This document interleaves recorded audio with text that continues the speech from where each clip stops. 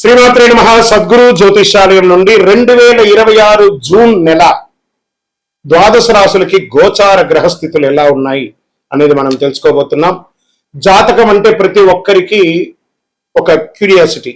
ఈ నెల నాకు ఎలా ఉంటుంది, వ్యాపారం ఎలా ఉంటుంది, ఉద్యోగం ఎలా ఉంటుంది, నా యొక్క రాజకీయ జీవితం ఎలా ఉంటుంది, నా ఆరోగ్యం ఎలా ఉంటుంది, కుటుంబంలో ఎలా ఉంటుంది అనేది ఒక క్వశ్చన్ మార్క్ గానే ప్రతి ఒక్కరికి ఉంటుంది. దానికోసమే ప్రతి నెల ఎప్పుడురా గురుగారి యొక్క రాశి ఫలితాలు వస్తాయని కొంతమంది ఎదురు చూసే వాళ్ళు ఉంటారు.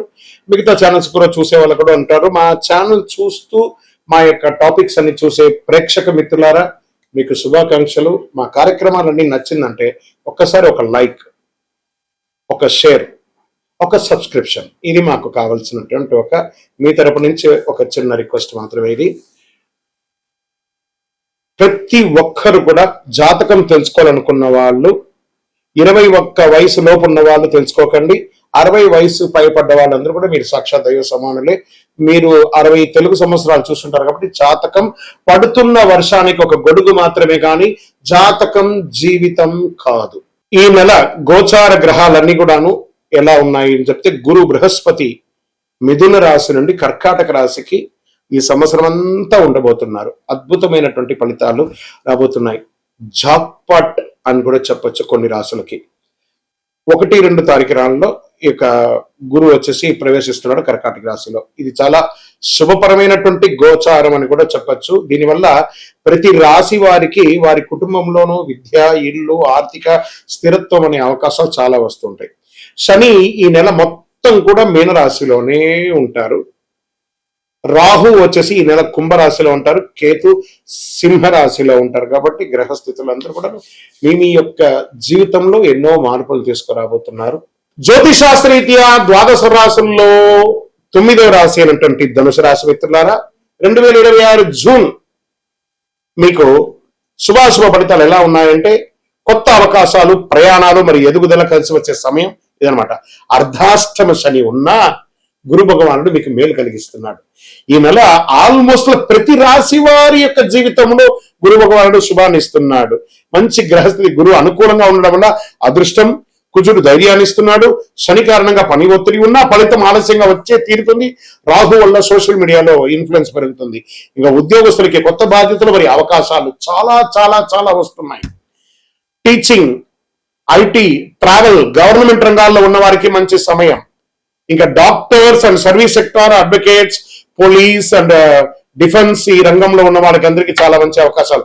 రీసెర్చ్ లో ఉంటారు చూసారా, సైంటిస్ట్, రీసెర్చ్ వాళ్ళకందరికీ అవకాశాలు వస్తున్నాయి. స్పోర్ట్స్ వీళ్ళకందరికీ మంచి అవకాశాలు ఉన్నాయి. ఉద్యోగ మార్పు లేదా దేశ విదేశ ఉద్యోగ ప్రయత్నానికి ఇస్తున్న వారికి ఇదొక మంచి అవకాశం.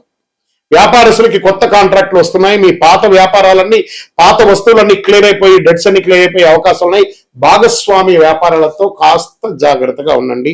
ఆర్థిక పరంగా ఆదాయం పెరిగే అవకాశాలు ఉన్నాయి, ఖర్చులు కూడా పెరిగే అవకాశాలు ఉన్నాయి. ప్రయాణాలు మరియు కుటుంబ అవసరాలపై ఖర్చులు పెరుగుతాయి. ప్రయాణం చేసేటప్పుడు మీ యొక్క విలువైనటువంటి వస్తువులను, డాక్యుమెంట్స్ ని చాలా జాగ్రత్తగా ఉంచండి. కొత్త ఇన్వెస్ట్మెంట్ కి ముందు జాగ్రత్తగా ఆలోచించి 1కి 4 సార్లు ఆలోచించి పెట్టుబడి పెట్టండి. పాత బాకీలు తగ్గించే అవకాశాలు ఎక్కువ ఉన్నాయి. మీకు ఒక పెద్ద శత్రువు ఉన్నాడు, నోరు. ఈ నోటును ఇలా సూదేసి గుచ్చేసుకోండి. బాగా సమయం బాగున్నప్పుడు దాన్ని ఎంజాయ్ చేయడమే మంచిది.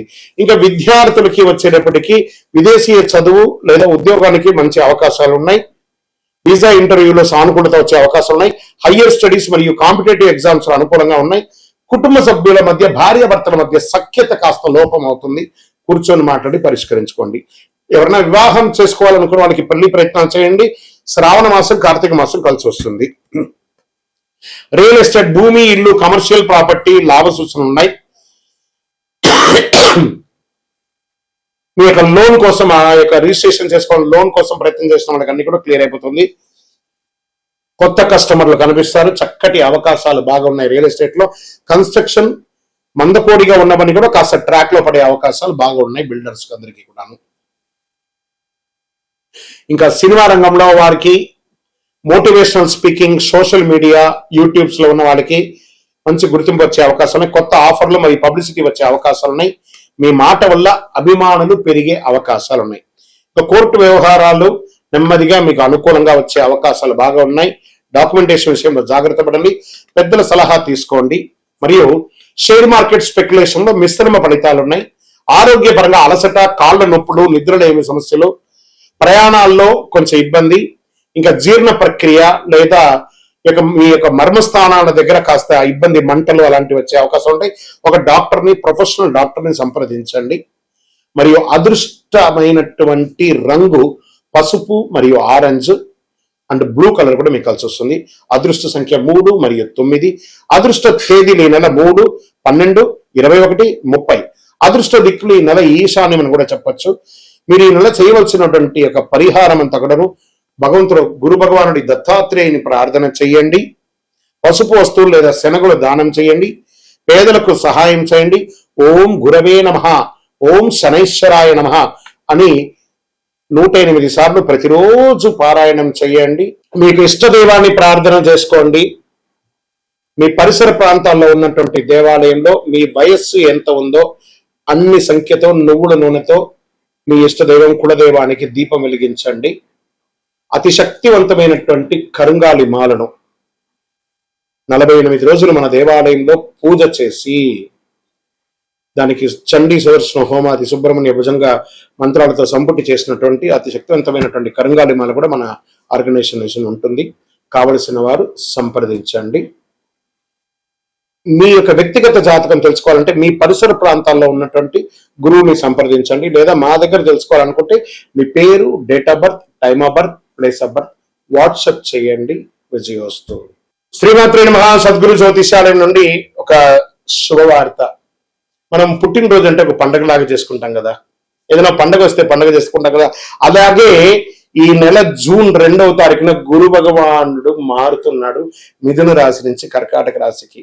ఆ కర్కాటక రాశిలో ఒక సంవత్సర కాలం ఉంటాడు. ద్వాదశ రాశుల్లో ఉన్నటువంటి 12 రాశులకి కూడా యోగాన్ని కలిగించబోయే ఒక అద్భుతమైనటువంటి పండగ రోజు జూన్ 2. ఇందులో ప్రత్యేకించి మేషరాశికి ఏళ్నాడు శని, సింహరాశికి అష్టమ శని, ధనుసు రాశికి అర్ధాష్టమ శని, కుంభరాశికి ఏళ్నాడు శని,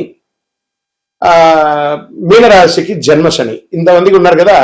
ఈ గురు భగవానుడు శని భగవానుడు మాట్లాడుకొని, ఏ శనీశ్వర, ఈ సంవత్సరం గురు భగవానుడుగా ఉన్న నేను గురు చూస్తున్న రాజయోగాన్ని ఇస్తున్నాను, నేనే ఈ సంవత్సరం రాజుగా కూడా ఉన్నాను, కాబట్టి కాస్త వీళ్ళకందరికీ కూడా ఇబ్బంది పెట్టకని చెప్పి ఇబ్బంది ఉన్న వాళ్ళకు కూడా అనుకూలం చేసే ఒక యోగంగా గురు భగవానుడు వచ్చేసాడు. Get ready.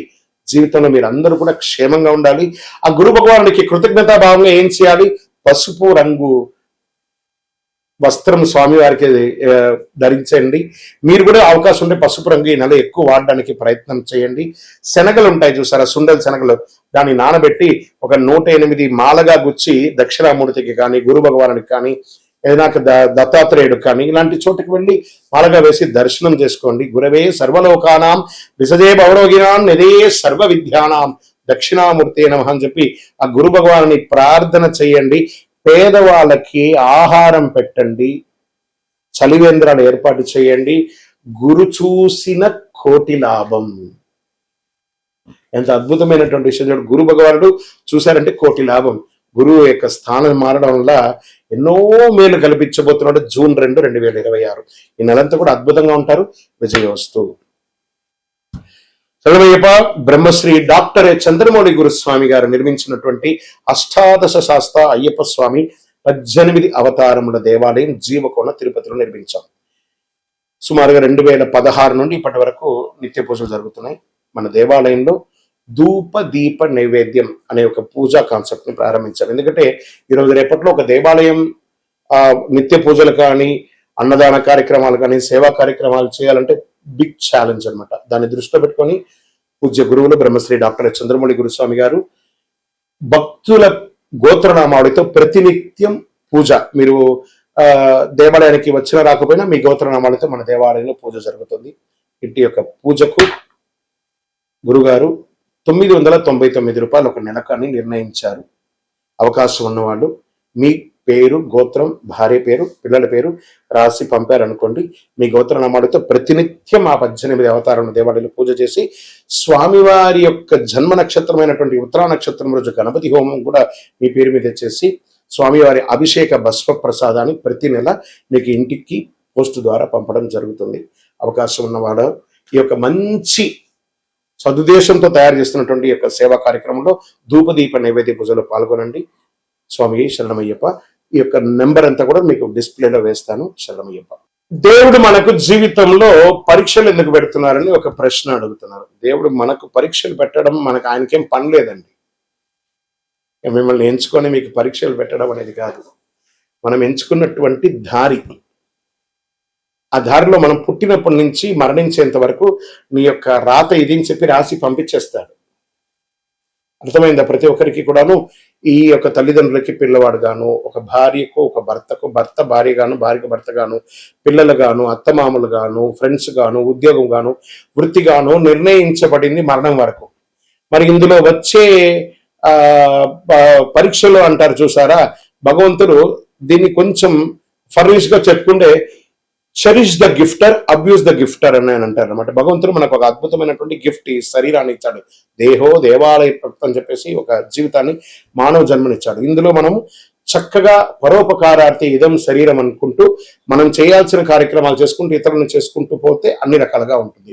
ఎప్పుడైతే మనలో స్వార్థం అది వస్తుందో, ఆశ అవన్నీ పెరుగుతుందో, అప్పుడు దారి తప్పుతూ ఉంటాం.